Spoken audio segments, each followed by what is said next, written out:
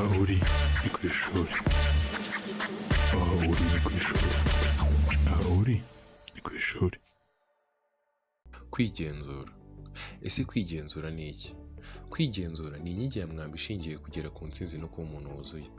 Ni imigirire wiyubatsemo ubushobozi bwo gusohoka mu ngorane, kudatezuka no kudateshuka umurongo umuganisha ku ntego yihaye kugeza zisingiriye.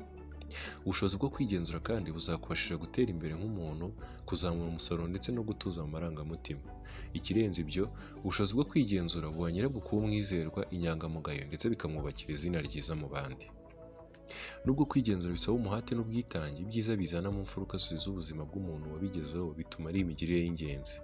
Kwiyubakamo ubushobozi bwo kwigenzura ni intambwe ikomeye igana ku kubohora imbaraga n'impano zikurimo, bikakuganisha ku kubaho ubuzima bufite intego kandi bw'intsinzi. Aha uri ni ku ishuri, aha uri ni ku ishuri, aha uri ni ku ishuri.